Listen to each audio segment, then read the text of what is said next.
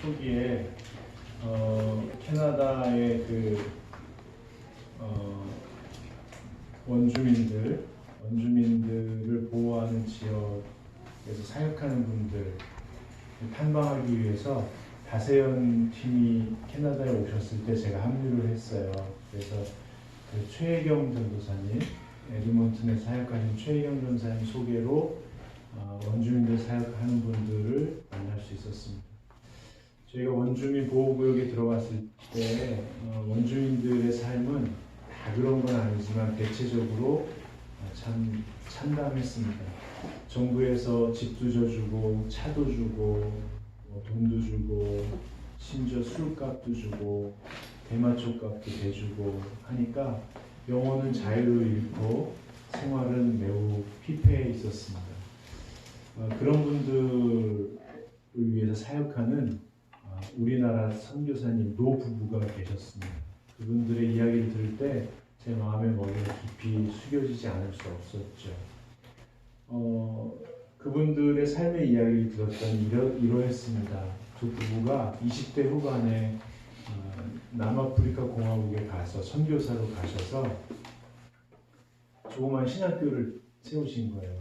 그래서 전도하면서 사람을 키워서 학생으로 받아들이고 그들을 가르쳐서 다시 세상으로 나가 교회를 세울 수 있도록 하는 거죠.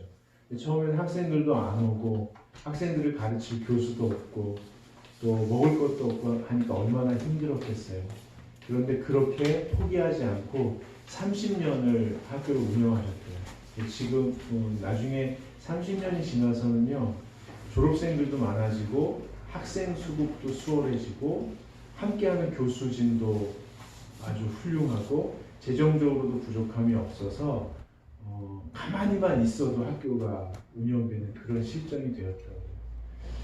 그러던 차에 50대 초반에 총장실에 앉아 계신데 선교사님 마음에 야, 내가 이러다 여기서 왕이 되겠다 이런 생각이 든 거예요. 그래서 사모님과 상의한 다음에 하나님, 제가 55세 아직 힘이 있을 때 다시 한번 20대 때처럼 전력을 다해서 하나님 나라를 위해서 헌신할 수 있는 그런 기회를 한 번만 더 주세요. 이 기도를 하시다가 방학 때 이제 딸이 직장 생활하는 캐나다에 오셨다가 원주민들의 삶을 보고서 마음이 너무 안타까워서 기도하고 모든 것을 내려놓고 그곳으로 오셨다고요. 원주민 보호구역은 너무 넓어서 거기 안에 살 수는 없으니까 매일 출퇴근을 하셨는데 1시간 반씩 매일 왔다 갔다 하고 그 사람 원주민들이 거절하고 거부해도 계속 찾아가고 거기서 복음을 전하다가 사모님은 많이 아프시게 됐어요.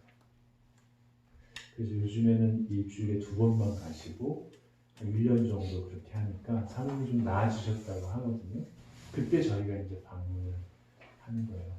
왜 그렇게 사십니까? 물어보니까 나는 하나님의 것이니까 하나님께 다 드리지 못하면 의미가 없는 것 같아서 다 드리고 싶어서 사는데 너무 행복하다, 이런 말씀을 하셨습니다. 바울도 이와 비슷한 인생을 살았죠. 여러분, 바울은 예수님의 제자들과 그들이 세운 교회를 핍박하기 위해서 다메섹을 가잖아요. 그러다가 다메섹 도상에서 부활하신 예수 그리스도를 직접 만나고 그 예수를 구세주로 영접합니다. 그리고 하나님의 자녀가 되죠. 그리고 그는 평생 3번 전도 여행을 하고 마지막에는 당시 세상의 중심부라고 여겨진 로마에서 2년간 옥살이를 하면서도 끊임없이 복음을 전하다가 순교하죠. 그럼 바울이 3차례 복음 전도 여행을 하고 마지막에 순교했잖아요. 인생이 이와 같은 것 같아요. 별로 길지 않습니다. 저는 넥타라는 단체에서 신대원 졸업해서 7년을 일했었고요. 그리고 소망교에서 7년을 일하고 지금 숲속센터에서 8년째 하고 있습니다. 저는 오늘도 하나님께 기도하면서 마치 제가 3차 전도 여행의 중간쯤 온 것 같은 느낌이 들었습니다. 마지막에는 선교지에서 순교할 수 있으면 좋겠다 그런 생각이 들었습니다. 아무나 그렇게 할 수는 없고요. 그렇게 살아온 사람 중에서도 하나님께서 특별히 사랑하는 사람을 선교지에서 순교할 수 있도록 불러주시는 것 같아요. 바울이요, 그런 인생을 살면서 자기 인생에 대해서 고백한 글들이 있어요. 한번 찾아보면 좋겠는데, 고린도후서 11장입니다.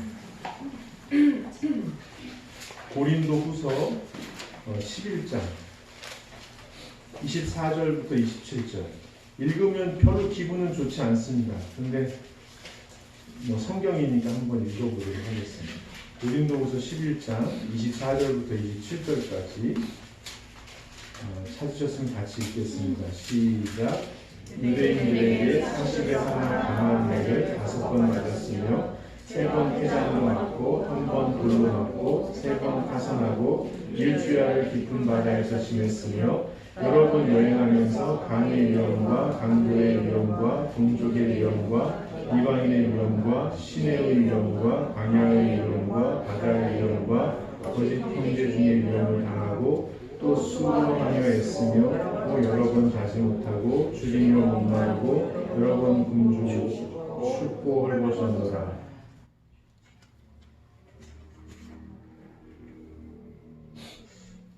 이게 어떻게 이렇게 살았을까? 특별히 저는 오늘 아침에도 좀 의아했던 게 일주야를 깊은 바다에서 지냈다는 말이 이게 김병만 씨처럼 바다를 속에 들어갔다는 얘기인지 아니면 파선해가지고 어디 이렇게 떠다니는 나무 조각을 붙들고 기절했다 깼다 하면서 바다 위에 떠 있었다는 건지 그럼 그 바다 위에 있는 건데 왜 깊은 바다라고 그랬을까?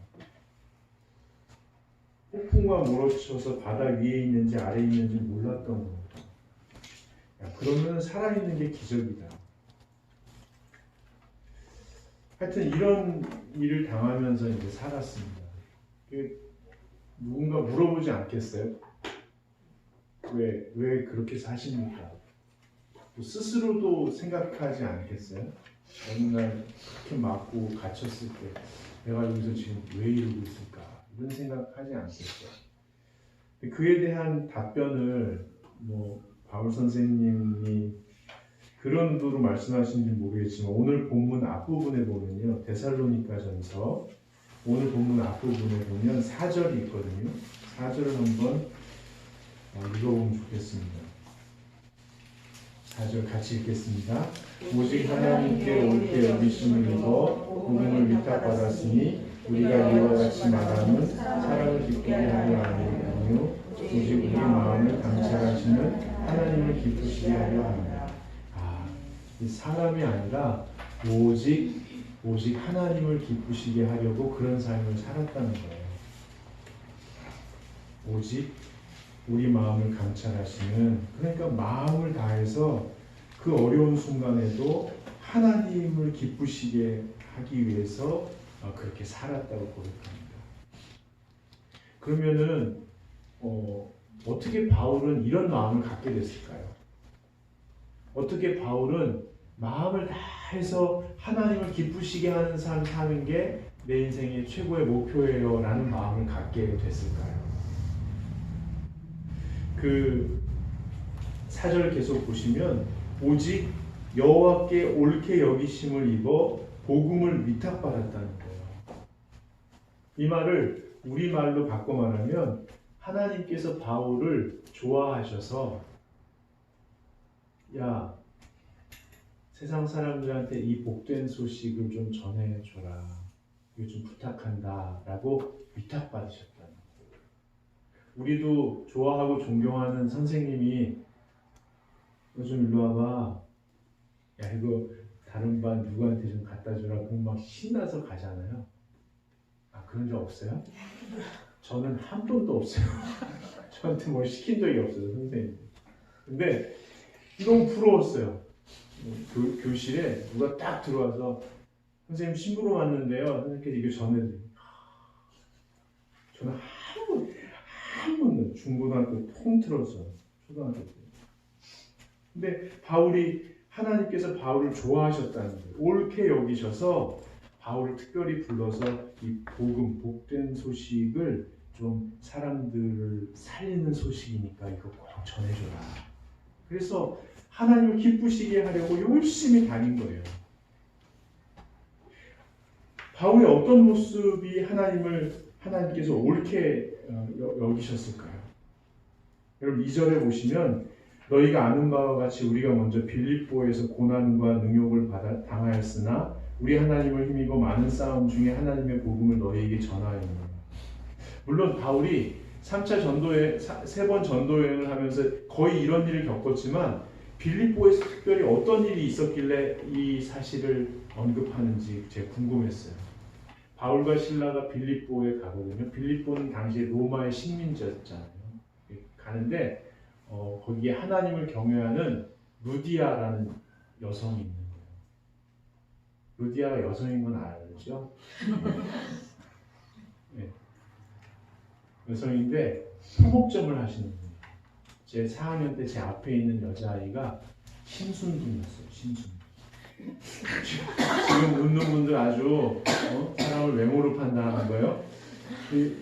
이름은 좀 신순분하니까 좀 그래 보이지만 아이가 달걀처럼 해가지고 얼마나 세련되고 단아했는지.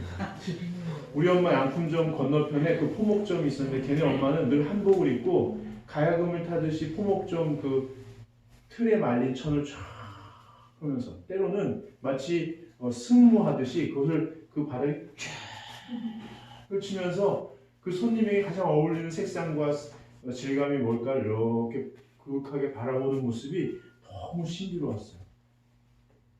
신순분. 순분. 근데 그런 분이 거기 있었던 거예요. 바울이 복음을 전했어요.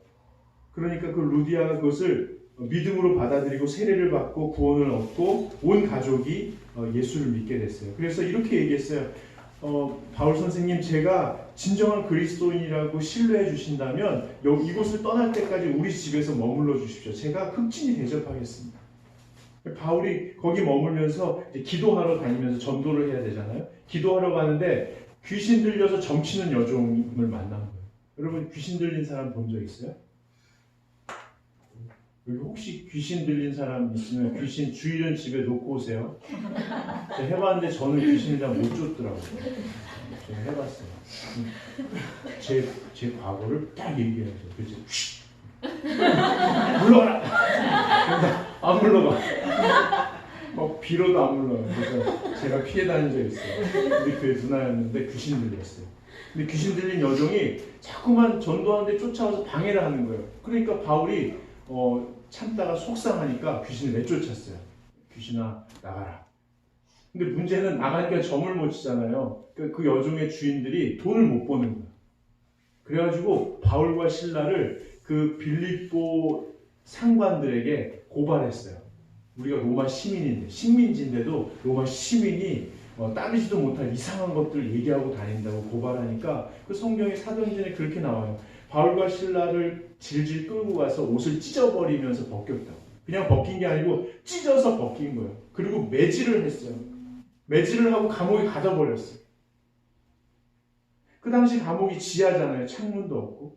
그리고 비가 들어오고 먼지가 쌓이면은 늪처럼 질퍽질퍽하니까 축축하잖아요. 거기 막 쥐도 다니고. 그 당시 쥐가 그 당시 있었나요? 공룡 다음에 쥐. 쥐도 다니고 벌레도 다니고 막 그런 데서 착고가 채가지고 꼼짝 달싹 못하는 상황에 어디가 아픈지도 모르고 깜깜한데 이러고 있는 거예요. 근데 바울과 실라가 하나님이 나를 좋아하셔서 나에게 복음을 맡기시고 복음을 전하다가 이렇게 됐다 하니까 감사합니다. 그래서 푸념을 한 게 아니고 감사의 찬양을 올렸어요. 그때 기적이 일어나죠. 지진이 일어나면서 옥토가 흔들리고 문이 열리고 착고가 풀리면서 자유롭게 됐어요. 우리 아까 안나연 전사님이 설교하신 자유롭게 됐어요.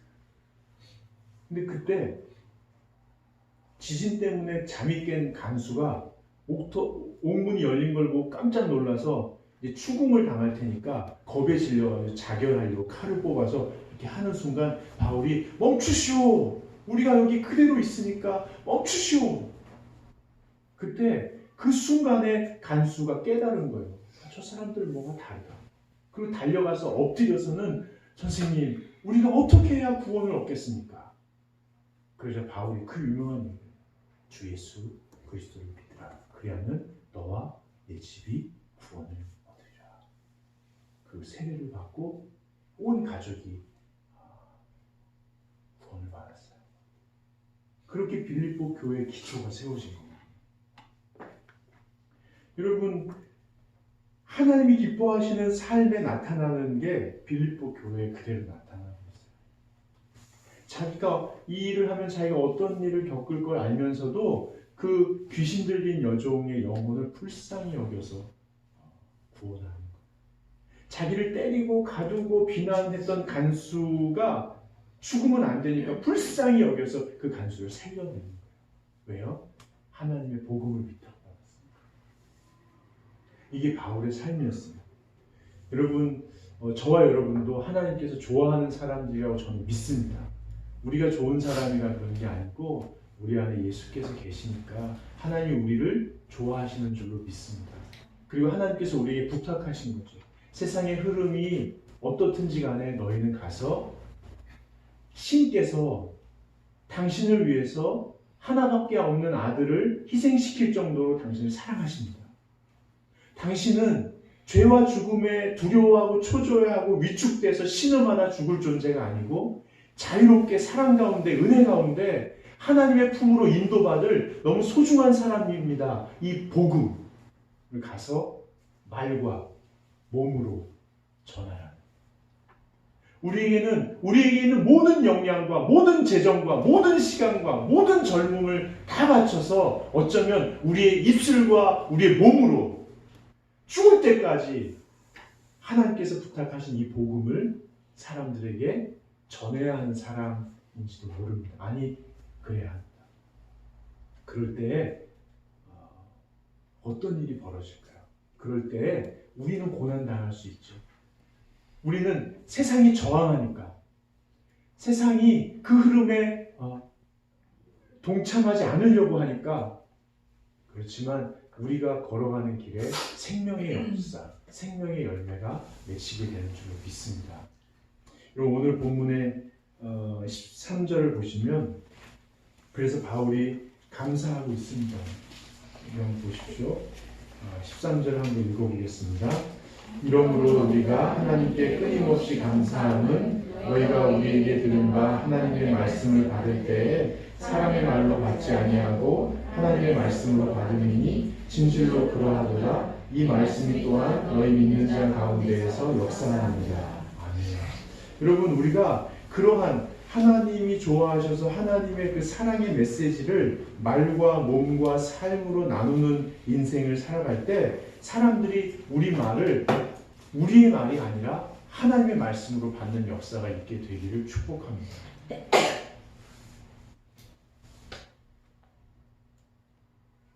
여러분, 우리 교육자들이 전하는 이 주일마다 전하는 설교와 아침마다 드리는 묵상의 메시지를 하나님의 말씀으로 듣는 은혜가 있기를 바랍니다.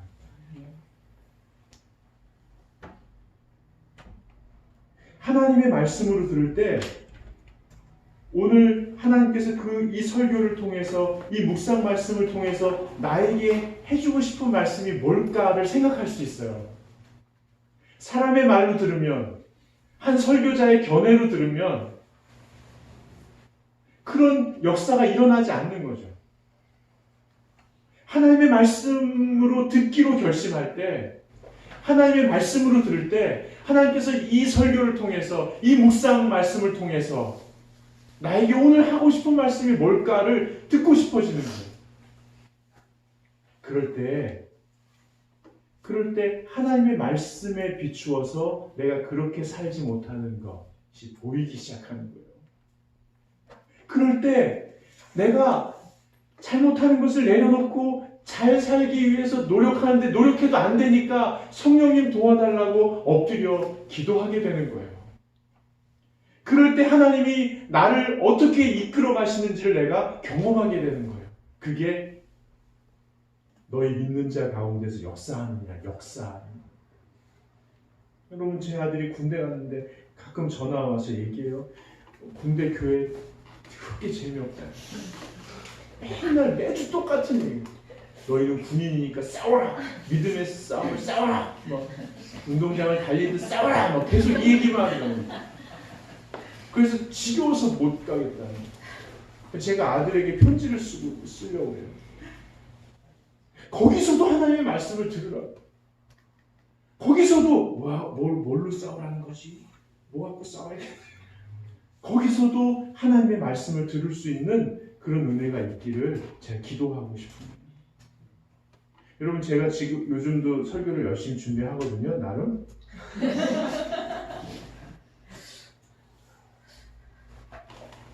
웃는 사람도 못됐어요. 제가 전에 소망교회 있을 때는 그 일주일 동안 설교를 이렇게 계속 준비하고 뭐 읽고 기도하고 정리하다가 원고를 딱 치기 시작하면 금요일 아침부터 출근해서 원고를 치기 시작해요. 원고를 작성하기 시작해요. 그럼 언제 딱 원고를 탈고하냐면 금요일날 하루 종일 하고 토요일날 출근해서 하루 종일 해서 빨리 하면 토요일날 오후 5시, 늦으면 7시. 왜냐하면 하나님께서 나에게 주신 마음을 고스란히 담는 논리의 흐름과 단어 선정이 돼야 하니까. 근데 만약에 토요일날 저녁 때 다시 읽었을 때 그게 안 되면 찢어버렸어요. 다시 그때부터 기도하고 다시 써서 주일날 새벽에 탈고해서 올라갔어요. 다 외워서 원고를 보지 않고 조사 하나까지 그렇게 했어요. 그런데 어느 날 주일 예배를 마치고 교사회를 마치고 한 무리의 교사들과 차를 마시게 됐어요. 그 중에 어떤 중년의 아저씨 교사가 이런 얘기를 하는 거예요. 목사님, 아까 목사님께서 설교하실 때 밝히신 견해에 저는 조금 다른 의견을 갖고 있습니다. 이렇게 얘기했어요. 근데 제가 충격을 받았어요. 왜 충격을 받았냐면 내가 아무리 노력해도 이렇게 듣는 사람이 있구나. 그래서 그때부터 원고의 수준보다 더 기도해야 된다는 걸 알게 됐어요. 듣는 회중을 위해서 기도하고 더 기도하는 시간이 많아야 된다는 걸 알게 됐어요. 그리고 또 하나 생각한 게 있어요. 설교자의 설교를 견해로 받아들이는 이 사람은 정말 근본적인 변화를 인생에서 체험할 수 있을까? 진리를 상대화시키는 이 사람은 이 사람이 옳다고 여기는 개인적인 생각을 바꿀 만한 외부로부터의 어떤 의견을 듣지 못할 수도 있겠다. 너무 안타까웠어요. 여러분께서 제가 완벽하다는 게 아니고 제가 온전하다는 게 아니고 우리 교회에서 들려지는 말씀을 통해서 하나님께서 나에게 뭔가 하시고 싶은 말씀이 있다는 것. 뭐 문장이나 예화가 껄끄러울 때도 있겠지만 그 전체적인 흐름을 통해서 나에게 신께서 나에게 말씀하고 싶어하는 어떤 메시지가 있다는 사실을 믿음으로 받아들이고 설교를 듣고 성경을 읽고 묵상 말씀을 읽고 그렇게 하시기를 축복합니다. 그래야 변화가 일어납니다. 그게 역사예요. 그게 기독교의 역사예요. 여러분, 그렇게 우리가 살아갈 때 그렇게 살려고 애쓰는 사람들이 보입니다. 왜냐하면 그런 삶은 정말 가슴 떨리는 삶이거든요. 근데 이게 왜 가슴이 떨리냐면 아무도 몰라요. 내가 말씀 앞에 그렇게 서려고 하고 있다는 그 사실을 아무도 몰라요. 나하고 주님만 아는 거예요. 나하고 신만 아는 거예요. 이 세상이 모르는 거예요. 그래서 가슴이 떨리는 거예요. 신 앞에 신이 어디 있어요? 온 우주 만물에 있다고, 여기 있다고, 우리 마음에 있다고 고백하잖아요. 그 신께서 계시는 그 일상 앞에 신실하게 살려고 설 때마다 가슴이 떨리지 않을 수 없죠. 그러면 어떤 일이 벌어지냐면 가슴 떨리는 삶을 살아가는 사람이 보이기 시작하는 거예요. 힘들지만 쉽게 갈 수도 있고 피해 갈 수도 있고 좀 괴팍하게 갈 수도 있지만 겸손하게 주님 가신 길을 가려고 하는 사람들이 힘들지만 그렇게 사는 사람들이 보이는 거예요. 그 사람들이 바로 신앙의 선배들이에요. 여러분 14절을 한번 읽어봅시다. 같이 읽겠습니다. 형제들아 너희가 그리스도 예수 안에서 유대에 있는 하나님의 교회들을 본받는 자 되었으니 그들이 유대인들에게 고난을 받음과 같이 너희도 너희 동족에게서 동일한 고난을 받았느니라. 예, 예수 안에서 유대에 있는 하나님의 예수를 영접한 사람들이 모인 교회들을 본받은 자가 된다는 거예요. 신앙의 선배들을 찾기 시작하는 거예요. 흉내내기 시작하는 거예요. 남자들은요, 제가 20대 초반에 보니까 자기보다 10살이나 15살 많은 남자 선배를 이렇게 바라보게 되더라고요. 그리고 모든 걸 흉내내는 거예요. 근데 여자분들은 그게 훨씬 넓더라고요. 그래서 어떤 청년은 할머니한테 막 언니라고 해요. 그 어떤 아줌마는 음식점 점원 아가씨한테 막 언니라고 해요. 그러니까 여자들이 훨씬 많이 배우는 것 같아요. 남자들은 한 명만 계속 따라가는데 제가 그 재수할 때 그 청년부 금요 모임을 못 나갔어요. 금요일 날 7시 반부터 10시 반까지 하는. 3월 달쯤 되니까 제 친구 중에 한 명이 저를 만나가지고는 야 롱재야 우리 교회 청년부 담당 교육자가 왔는데 건방지죠? 교육자가 왔는데 진짜 이상해. 뭐가 이상해? 그 사람이 나한테 형제는 구원의 확신이 있어요? 벽에다 세워놓고 그렇게 물어보는 거야. 그 제가 뭐라 하냐면 미친 거 아니야? 우리가 교회 다닌 지 얼마 됐는데 이상한 사람이네. 이름이 뭐야? 박상진 전도사라고. 지난주에 오셨던 박상진 목사님이 오셨어요. 제가 재수를 마치고 교회 열심히 다녔어요. 열심히 다녔는데 성경을 많이 가르쳐 주셨어요. 체계적으로. 저도 여러분들에게 성경을 체계적으로 좀 가르쳐 드리고 싶어요. 내년부터 기대하세요. 각오하세요. 제가 우리 목회자들하고 지금 준비를 하고 있어요. 체계적으로, 인격적으로, 단계적으로 잘 성경을 배울 수 있도록. 그래서 저는 목사님, 그 당시 전도사님이셨는데 목사님이 사람을 어떻게 대하는지를 보게 됐어요. 그 흉내내는 거예요. 그리고 일을 어떻게 처리하는지를 보고 흉내내는 거죠. 심지어는 지난주에 관찰하셨나 모르는데 고개가 약간 이렇게 그리고 어디를 보는데 어디를 보는지 몰라요. 회중의 오른쪽 중간쯤을 이렇게 보면서 손을 이렇게 저으면서 얘기해요. 오리 주둥이처럼 약간 시원하게 죽었다. 이렇게 털면서 이렇게. 근데 애들이 다 그걸 흉내내는 거예요. 그래서 청년부 그때 남자아이들은 고개가 약간 들게. 제가 이건 고쳤어요. 30년 지난. 이건 고쳤는데 지난주 보니까 이건 못 고쳤더라고요. 제가 계속 이러고 있잖아요. 따라가는 거예요. 흉내내는 거예요. 근데 그런 분들을 따라가잖아요. 처음엔 힘이 되는데 나중에 알아요. 30년이 지나니까 알겠어요. 그분들이 가신 길이 예수님 가신 길이었던 거예요. 그래서 보기는 좋고 그냥 흉내냈는데 따라가다 보니까 나중에 나이 먹고 보니까 힘든 거예요.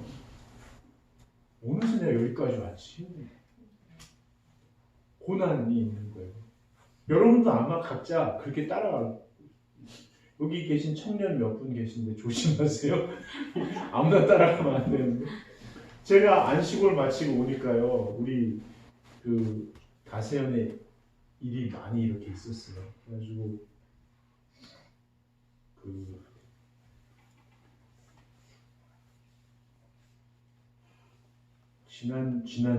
지난주 월요일이죠. 11월 5일인가요? 11월 5일날 대전에서 3주간 진행된 중부 지역 사역자 세미나가 마쳤어요. 그걸 그 주일날 이렇게 사역을 마치고 나면 3주 동안 월요일날 아침 6시에 이주연 목사님하고 김주영 목사님, 재민이, 유민이 아빠가 저희 집 앞으로 차가 와요. 그러면 교회 차를 타고 대전으로 내려가서 세미나가 시작되면 밤까지 하고 밥 먹고 마치고 밥 먹고 돌아오면 집에 9시, 10시 이렇게 돼요. 수료식을 이렇게 마치는데 아주 차분하고 조용한 어떤 전도사님이 손을 들고 질문하다 되겠냐고 하시라고 했더니 그러는 거예요. 다세요는 우리한테 왜 이렇게까지 하세요? 우리도 대전 지역에서 이렇게 모이는 게 월요일 날 쉽지 않은데 여기 오시려면 새벽부터 움직이시고 끝나면 차 막히는데 밤늦게까지 가셔야 되는데 우리한테 왜 이렇게 하세요? 제가 대답을 했는데 뭐라고 대답했는지 잘 기억이 안 나요. 근데 하나님께 부름받은 우리들이 이 길을 갈 때 서로 믿음으로 격려하고 때로는 힘들고 어려워도 서로 괜찮다, 잘했다. 우리가 힘들지만 손에 쥐는 건 없지만 하나님이 함께 하시는 이 길을 가는 것 자체가 복된 거니까 우리는 그 얘기를 하고 싶다고. 서로 격려하고 이 길을 끝까지 가자고. 교회가 아무리 작아도 되는 일이 없어도 사회가 뭐라고 해도 우리 함께 이 길을 가자고 이 얘기 하고 싶다고 했던 기억이 나요. 여러분 14절의 밑에 보시면 유대인들에게 고난을 받은 것 같이 너희도 너희 동족에게서 동일한 고난을 받았느니라 이런 말씀이 있어요.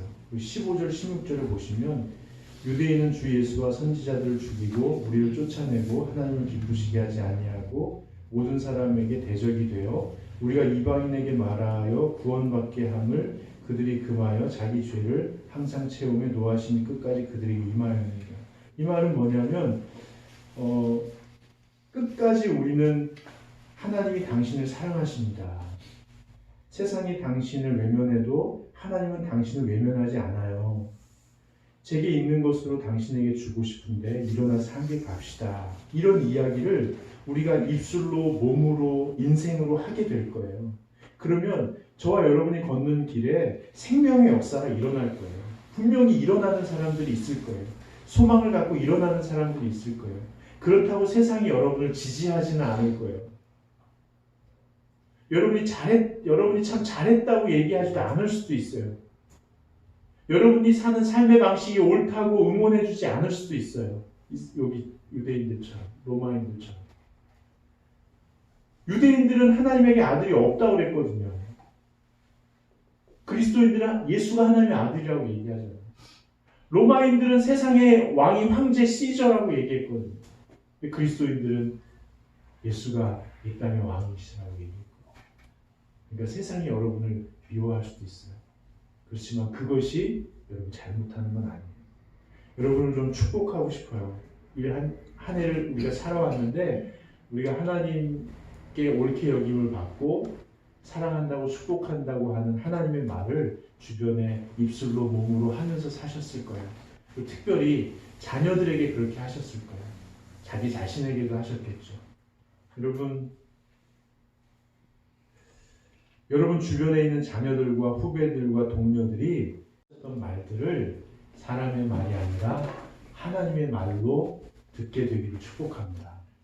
그래서 그들의 삶 가운데 희망을 갖고 일어나는 역사가 있기를 축복합니다. 여러분이 직장에서 하시는 일들이 있잖아요. 가정에서 하는 일뿐만 아니라 직장에서 사무실에서 하고 계신 그 일들 속에도 하나님의 복음이 사랑의 메시지가 담겨 있는 줄로 믿습니다. 그래서 그 일이 열매 맺을 때 살리는 열매, 생명의 열매가 맺게 되기를 축복합니다. 우리 같이 찬송하겠는데요. 558장 같이 찬송하겠습니다.